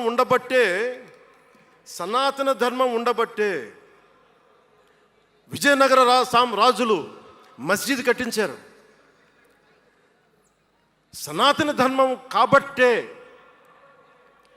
బంగ్లాదేశ్ని హిందువుల రక్తంతో తడిపి బంగ్లాదేశ్కి విముక్తి కలిగించాం. ఈ చరిత్ర తెలుసుకుంటే కదా. దేశ విభజన జరిగింది. మీరు ఎంతమందికి తెలుసు దేశ విభజన కష్టాలు? మీరు సినిమాలు అరుస్తారు, అక్కడ తాగిపోయారు మీరు. నేను అక్కడ తాగలా. నేను అమితాబ్కి ఫ్యాన్ని, నేను చిరంజీవి గారికి ఫ్యాన్ని, కానీ దేశానికి అంతకంటే పెద్ద ఫ్యాన్ నేను. అంటే మీరు మనందరికీ బాబాసాహెబ్ అంబేద్కర్ గారి గురించి తెలుసు. First law minister of Bharat. ఎక్కడికి వెళ్ళినా ఆయనకి 100 అడుగులో, తెలంగాణకి వెళ్ళినా ఆంధ్రాకి వెళ్ళినా 100 అడుగులో ఇంకా పైన విగ్రహం పెట్టి మనం ఆరాధిస్తాం. మీకు ఎవరికైనా తెలుసా? అంటే సనాతన ధర్మాన్ని తిడతా ఉంటారు. మీకు ఎవరికైనా తెలుసా? పాకిస్తాన్ ఫస్ట్ లా మినిస్టర్ దళిత కమ్యూనిటీకి చెందిన జోగేంద్రనాథ్ మండల్. ఆయన పేరు ఎప్పుడైనా విన్నారా? ఎంతమంది వినుంటారు? ఆయన ఏ పరిస్థితిలో చచ్చిపోయారో తెలుసా? ఆయన నేను భారతదేశాన్ని నమ్మను, పాకిస్తాన్ని నమ్ముతాను అంటే అంబేద్కర్ గారితో సహా చాలామంది వద్దని చెప్పినా కానీ ఆయన పాకిస్తాన్కి వెళ్ళిపోయి దాన్ని బంగ్లాదేశ్లో చాలా హిందూ జిల్లాలు కలిపేసి ఆయన దళిత కులాల నుంచి వచ్చిన వ్యక్తి. అందరూ ఆయన మాటలు నమ్మి ఆయన సమాజం హిందువులందరూ ఉండిపోతే దేశ విభజన తర్వాత జరిగిన గొడవల్లో దాదాపు ఆయన కుటుంబంలో బంధువులందరినీ ఊచకోతకొచ్చి చంపేశారు. పాకిస్తాన్ లా మినిస్టర్గా వెళ్ళిన వ్యక్తి భారతదేశానికి తిరిగి కాందీసుకుడుగా వచ్చి చనిపోయారు ఆయన. అంటే ఏం చెప్తున్నది ఇది? 10-12% ఉండే హిందువులు పాకిస్తాన్లో, 10-12% ఉండే హిందువులు ఉండే పాకిస్తాన్లో, బెలూచిస్తాన్లో అంతమంది ఉండే హిందువులు ఈ రోజున 1%-2% పడిపోయారు. బంగ్లాదేశ్ గొడవల నుంచి హిందువులు పారిపోతున్నారు. మన దేశంలో అలా జరిగిందా? ఎంత మర్యాద ఇస్తాం ఇస్లాంకి? నా దగ్గర ఉండే వ్యక్తులను అడగండి, ఇస్లాం పాటించే నా దగ్గర ఉండే నా సన్నిహితులను అడగండి. ఇది పవన్ కళ్యాణ్ గొప్పతనం కాదు, సనాతన ధర్మం నాకు నేర్పింది ఇది. నువ్వు రాముణ్ణి ఆరాధించు, అల్లాని గౌరవించు, అల్లాని ద్వేషించమని మాకు సనాతన ధర్మం చెప్పలా. ఇది చెప్పాలి, అర్థం చేసుకోవాలి. ఈ సూడో సెక్యులరిస్టులు, కుహానా సెక్యులర్ వాదులు, నేను ఒకసారి వైజాగ్లో 19లో ఒక సీనియర్ నాయకులను అడిగాను. నేనేమడిగానంటే, secularism, what is the true meaning of secularism అని. అలా మాట వచ్చి నేనేమడిగానంటే, మీరు ఒక హిందువు తప్పు చేస్తే ఖండించండి, ఒక ముస్లిం పట్ల ద్రోహం చేస్తే ఖండించండి, శిక్షించండి. అలాగే ఒక ముస్లిం ఒక హిందువుల్ని ద్వేషించినా దాడి చేసినా శిక్షించండి, ఇద్దరికి శిక్ష ఒకటే. అలా కాకుండా వీళ్ళనంటే ఓట్లు పోతాయి, వీళ్ళంటే ఓట్లు పోవని ఓట్లు రాజకీయం చేస్తేనే కదా ఈ రోజున ఇంత హైందవం భగవాన్ ఎందుకు ఉంది అంటే దీనివల్లే, బికాజ్ ఆఫ్ సూడో సెక్యులరిస్. ఈ రోజున ఇది జరుగుతుందంటే because of you pseudo secularists, because of you. మీరే కనుక secularism, if you would have applied in the true spirit, there would have no need for the changes what are there today. మీరు చేశారు తప్పులు. ఆ రోజు నేను అడిగా, ఓల్డ్ సిటీలో, పాత బస్తీ హైదరాబాద్లో మీరు 15 నిమిషాలు మీరు కళ్ళు మూసుకోండి పోలీసుల్ని, మేము హిందువులకి ఏంటో చూపిస్తామంటే, నువ్వు ఎవరిని ఉద్దేశించి మాట్లాడుతున్నావు? హిందూ అంటే దాంట్లో పవన్ కళ్యాణ్ కూడా ఉన్నాడు. పొద్దున్న లేస్తే నేను హనీఫు, అబ్దుల్, మొత్తం రహీం వాళ్ళతోనే ఉంటాను నేను. కానీ నేను వాళ్ళతో ఉన్నాను కదా అని చెప్పి నాకు బాధ రాదని మీరు అనుకోకండి, తప్పది. ఓ గలత్ హై భయ్యా, తప్పది, వస్తుంది బాధ. నేను ఎవరిని నిందించట్లా. తిరుపతి కల్తీ లడ్డు చేస్తే నేను ముస్లింలను నిందించలా, క్రిస్టియన్లను నిందించలా. నేను నిందించింది దోషుల్ని పట్టుకోమని. చివరికి ఏం తేలారు? వాళ్ళందరూ హిందువులే కదా. నేను మాట్లాడుతుంది ఇది. This is secularism. If there is true secularism, అని నాయకులందరికీ చెప్తున్నాను, మీ అందరికీ చెప్తున్నాను, true secularism should be applied in the true spirit, not for damn convenient vote bank politics. Don't do it. Janasena is not for it. ఒక తప్పుని తప్పుగానే చెప్తాం. అంటే నేను ఎందుకు చెప్తున్నాను మీకు మాట అంటే, నారాజు గాకుర మా అన్నయ్య నజీరు అన్నయ్య ముద్దుల కన్నయ్య, మన రోజు మనకుంది మన్నయ్య అన్నామంటే, డ్యాన్సులు చేసా మీ సరదా కోసం, 1 minute డప్పులతో దీంతో డ్యాన్సులు చేసి, అది మీ సరదా కోసం. కానీ నా కోసం ఆ లిరిక్ రాసుకున్నా. దేనికి రాశాను? గుజరాత్లో ఆ మారణహోమం జరిగితే దానికి చాలామంది ముస్లింలు చనిపోతే బాధతోటి నా హృదయం స్పందించి మాస్టర్జీ అనే ఒక ప్రజా కవి చేత నేను రాయించాను ఆ పాట. దాన్ని ఖండించినప్పుడు నేనేమనేది ఏంటంటే, అంటే నేను అంత నిష్పక్షపాతంగా ఉంటాను. నేను అనేది ఏంటంటే, గోద్రా మారణహోమం జరిగినప్పుడు ఖండించాలి, ఖండింపబడాలి. There is no second thought about it. కానీ అసలు ఎందుకు జరిగింది అని ఆలోచిస్తే, కరసేవక్స్ రామ భజన చేసుకుంటూ ట్రైన్లోకి వెళ్తే ఒక గోద్రాలో ట్రైన్ని తగలబెట్టేశారు. మరి దాని గురించి కూడా మాట్లాడాలి కదా. ఇది తప్పు, ఇది కూడా తప్పే. అలా జరిగి ఉండకుండా ఉండాల్సింది. బాధే నాకు. ఆ రోజు నేను సినిమాలో ఉన్నా కాబట్టి నారాజు కాకరని పెట్టా.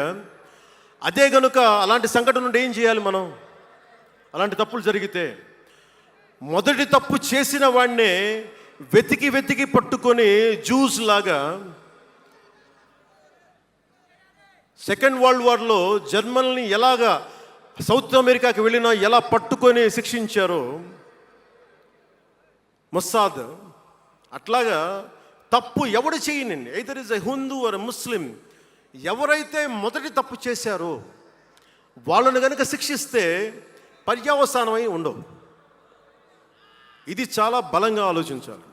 అంటే ఇవన్నీ ఎందుకు చెప్తున్నాను, ప్రతి ఒక్కరూ చాలా క్షుణ్ణంగా వినాలి. ఎందుకంటే భవిష్యత్తులో మీకు ఇవే పోరాటాలు. మీరు ఎమ్మెల్యేలు అయిపోయాం, మంత్రులు అయిపోయాం, అందరికీ కార్పొరేషన్ పదవులు వచ్చేసినాయి అంటే కాదు.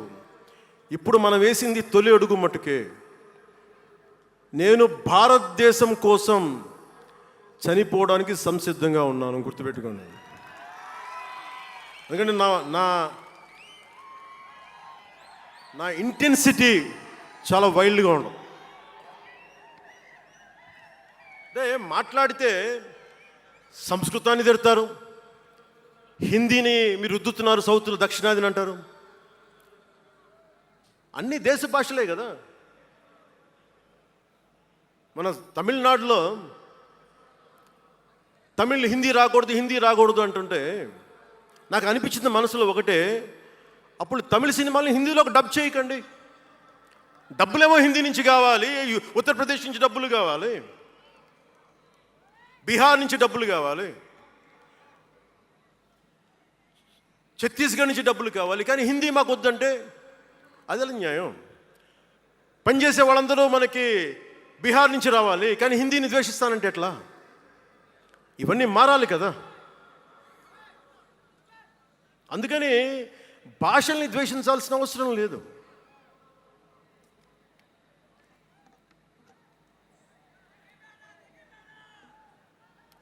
అంటే మనం ముఖ్యంగా హిందువులందరికీ నేను చెప్తా ఉన్నాను, మీరు ముస్లింలను చూసి మీరు నేర్చుకోండి. పవిత్ర రంజాన్ మాసంలో ఉపవాస దీక్ష వహిస్తున్న నా ముస్లిం సోదరులందరికీ నా హృదయపూర్వక రంజాన్ శుభాకాంక్షలు. సంస్కృతాన్ని తిడతారు, గుళ్ళల్లో సంస్కృతాలు మంత్రాలు చదవకూడదు అంటారు. ముస్లిమ్స్ ఆ మాట అంటున్నారా? అరబిక్లోనే కదా, ఐదర్ హిందూ ముస్లిం, ఐదర్ ఆంధ్రప్రదేశ్లో ముస్లిం కావచ్చు, తెలంగాణలో ఉన్న ముస్లిం కావచ్చు, తమిళనాడులో ఉన్న ముస్లిం కావచ్చు, అరబిక్లోనే కదా మంత్రాలు చదువుతారు, ప్రార్థిస్తారు. హిందూ ధర్మంలో సంస్కృతంలో చేస్తారు. దానికి ఏంటి సమస్య? తమిళంలో చదవాలా, తెలుగులో చదవాలా, కన్నడంలో చదవాలా? ఆ విధి విధానాలు ఉన్నాయి, వదిలేసేయండి వాటిని. వాటి జోలికి వెళ్ళకుండా కష్టాలని వాటిని పట్టించుకోండి.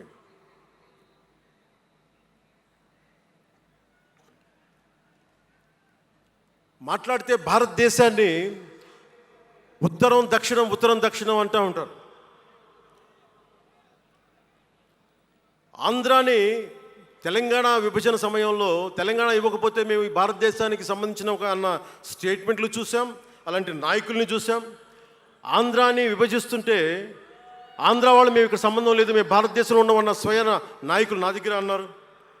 అంటే తెలంగాణ ఇవ్వకపోయినా, ఆంధ్ర ఇవ్వకపోయినా, విడగొట్టినా మేము భారతదేశంలోంచి విడిపోతామన్న మాటలు మీరు ఎలా మాట్లాడతారు? అంటే ప్రతి ఒక్కరికి కోపం వచ్చినప్పుడల్లా కట్ చేయడానికి భారతదేశం ఏదైనా కేక్ ముక్కండా మీ అందరికీ? కట్ చేయడానికి, భారతదేశ సమగ్రతని విధ్వంసం చేయడానికి ఒక్కడు ఉంటే నాలాంటి వాళ్ళు 10 కోట్ల మంది బయటకు వస్తారు. తస్మాత్ జాగ్రత్త. నార్త్ సౌత్ డిబేట్కి నా సమాధానం ఒకటే. ఉత్తరాదిన ఉన్నది హిమాలయాల్లో, ఉత్తరాదినున్న హిమాలయాల్లో ఉంది పరమశివుని కైలాసం. దక్షిణాదిన ఆయన కుమారుడు కుమారస్వామి మురుగన్ నివాసం. ఈ దేశాన్ని విడగొట్టే ధైర్యం, సాహసం ఎవ్వడికి ఉందని నేను అనుకోను. ఆ భయం నాకు లేదు. వారు ఎంచుకున్న ప్రదేశం ఈ భారతదేశం. అలాంటి దేశాన్ని విడగొట్టాలి అనుకుంటే ఒకసారి ఆలోచించి మాట్లాడాను. భాష వేరు, భావం వేరు. మీరు బయటవారు, మేము లోపల వారం. మీరు ఉత్తరాది వాళ్ళు తెల్లగా ఉంటారు, మేము దక్షిణాది వాళ్ళు నల్లగా ఉంటామంటే మా ఇంట్లోనే ఒకళ్ళు, మా అన్నయ్య 6 అడుగులు 2 అంగుళాలు 3 అంగుళాలు, నేనేమో 5 అడుగులు 9-10 అంగుళాలు నేను. మా బంధువుల్లో అన్ని రకాల వాళ్ళు ఉంటాం. కొంతమంది నల్లగా ఉంటాం, కొంతమంది తెల్లగా ఉంటాం. ఏం చెప్తాం దీనికి? అర్థం పర్థం లేని మాటలేంటి ఇవన్నీ? ఇలాంటి మాటలతోటి దేశాన్ని విచ్ఛిన్నం చేయకండి. రాజకీయ వైరుధ్యాలు వేరు, ఆ వైరుధ్యాలు ఉండటం సహజం. వైరుధ్యాలు ఉన్నాయి అని నెపం మీద దేశాన్ని ముక్కలు చేయకండి. దక్షిణాదినున్న సెంగోల్, ఉత్తరాదినున్న ఢిల్లీ పార్లమెంట్లో ఉంది. ఒకవేళ వైరుధ్యం వస్తే వేర్పాటువాదం విడిపోమని కాదు, అది కాదు, కలిసి పరిష్కారం వెతకమని. డీలిమిటేషన్ ఉంది ఈ రోజున. డీలిమిటేషన్ జరిగితే పార్లమెంట్ సీట్లు దక్షిణాదికి తగ్గిపోతాయి అంటే అసలు తగ్గుతాయా లేదనేది డిస్కషన్ పెట్టండి. దానికి నేను రూపీ సింబల్ మార్చేస్తాను, నా భాషలో పెడతానంటే అప్పుడు మేము తెలుగులో కూడా పెట్టాలి. దానికి కన్నడ వాళ్ళు కన్నడలో పెట్టాలి, గుజరాతీ వాళ్ళు గుజరాతీలో పెట్టాలి, మహారాష్ట్ర వాళ్ళు మహారాష్ట్రలో పెట్టాలి. దేనికైనా ఒక వివేకం, ఆలోచన ఉండద్దా?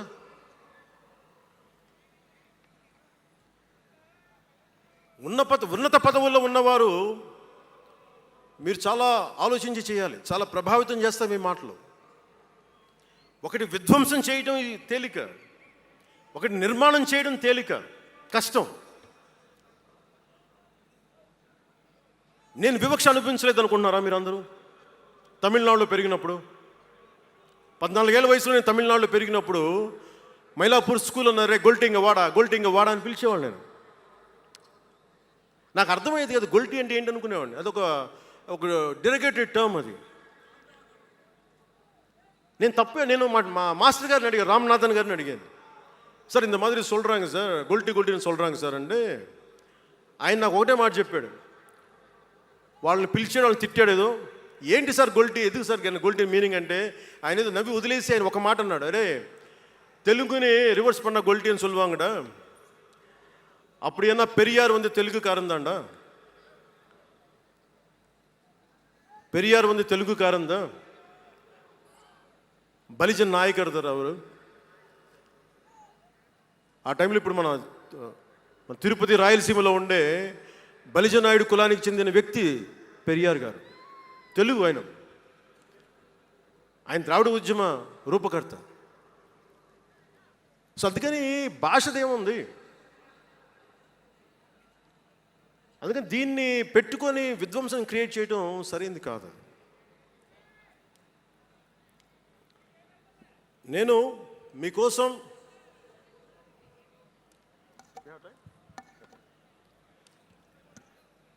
జన సైనికులకి, వీర మహిళలకు, నాయకులకు, అండగా ఉన్న శ్రేయోభిలాషులకు, ఆదరించిన ప్రజలకు, నమ్మి నిలబడ్డ సహచరులకు ఒకటే చెప్పదలుచుకున్నాను, మీరే నా బంధం, మీరే నా అనుబంధం, మీరే ఈ జనసేనానికి రక్త సంబంధం. మనందరికీ ఒక కీలక కర్తవ్యం ఉంది. దాని గురించి మాట్లాడుకోబోయే ముందు కవి శేషేంద్ర వాక్యాలు చెప్పి ముగిస్తాను. ఒక తరాన్ని ప్రసవింపజేయడం అంటే ఒక తమాషా కాదు. ఒక నిండు కళల జగత్తుని మేల్కొల్పడం. ఒక దశాబ్దన్నర రాజకీయ ప్రస్థానంలో అలుపెరిగిన పోరాటం చేసిన తర్వాత లభించిన చారిత్రాత్మక విజయం అది. అందుకని మీ అందరికీ చాలా బాధ్యతగా ముందుకెళ్దాం. ఈ విజయం పుట్టుకే 100% స్ట్రైకింగ్ రేట్. అందుకే దేశం మొత్తం చూసింది. ఆ బిడ్డని మనం కాపాడుకోవాలి, చాలా జాగ్రత్తగా చూసుకోవాలి. మనందరం ఈ బిడ్డ పట్ల ఎరుకుతో ఉండాలి, బాధ్యతతో కాపాడుకోవాలి. జనసేనాని శిశువు తనని తను కాపాడుకోగలిగే వరకు మనం ఈ బిడ్డని కాపాడితే అది పెరిగి పెద్దయి సమాజాన్ని కాపాడుతుంది, దేశాన్ని రక్షిస్తుంది, విశ్వశాంతికి బాటలు వేస్తుంది. అందుకే ఈ బిడ్డని మనందరం కంటికి రెప్పలా కాపాడుకుందామని చెప్పి శపథం చేద్దాం. ఒక అవతారం, దాని పుట్టుక ఎలా ఉంటుందో మహాకవి శ్రీశ్రీ కవితా పంక్తుల్లో చెప్పి ప్రసంగాన్ని ముగిస్తాను. యముని మహిషపు లోహగంటలు మబ్బు చాటున కణేల్మన్నాయి, నరకలోకపు జాగిరమ్మలు గొలుసు తెంచుకు ఉరికి పడ్డాయి, ఉదయ సూర్యుని సప్తాహయములు నురగలెత్తే పరుగు పెట్టాయి, కనకదుర్గా చండసింహం జూలు విదిలించింది, ఇంద్రదేవుని మనపటేనుగు ఘింకరిస్తూ సవాల్ చేసింది, ఆది సూకర వేదవేద్యుడు గుర్ఘరిస్తూ కోరసాచాడు, పుడమ తల్లికి పురిటి నెప్పులు కొత్త సృష్టిని స్ఫురింపింపజేశాయి, పుడమ తల్లికి పురిటి నెప్పులు కొత్త సృష్టిని స్ఫురింపించాయి. దీనిని లోతుగా ఆలోచించి ఇక మన ఆలోచన తీవ్రత, భావ తీవ్రత అన్నీ ఉంటాయి. జన సైనికులు మీరు జాగ్రత్తగా ఉన్నంతకాలం మన ఎమ్మెల్యేలు అందరూ బాగుంటారు, మన మంత్రులందరూ బాగుంటారు, నేను కూడా బాగుంటా. మీరు డిసిప్లిన్లో పెట్టాల్సింది మమ్మల్ని కూడా డిసిప్లిన్లో పెట్టండి మీరు. అందుకని 11వ ఆవిర్భావ దినోత్సవం ముగించుకొని 12వ ఆవిర్భావ దినోత్సవం వైపు వెళ్తున్న మీ అందరికీ వచ్చినందుకు ప్రతి ఒక్కరికి ధన్యవాదాలు తెలియజేసుకుంటూ, మీ పెద్దలకి, నాకంటే వయసులో పెద్దైన వారందరికీ నా నమస్కారాలు తెలియజేయండి, పాదాభివందనాలు తెలియజేయండి. అందరూ క్షేమంగా ఇళ్ళకి వెళ్ళండి. సర్వే జనో సుఖినో భవంతు. జై జనసేన, జై జనసేన, జై భారత్, జై హింద్. జాతీయ గీతం. जनगण मन अधिनायक जय हे भारत भाग्य विधाता, पंजाब सिंध गुजरात मराठा द्राविड उत्कल बंगा, विंध्य हिमाचल यमुना गंगा उच्चल जलधि तरंगा, तव शुभ नामे जागे, तव शुभ आशीष मांगे, गाहे तव जय गाथा। जन गण मंगलदायक जय हे भारत भाग्य विधाता, जय हे जय हे।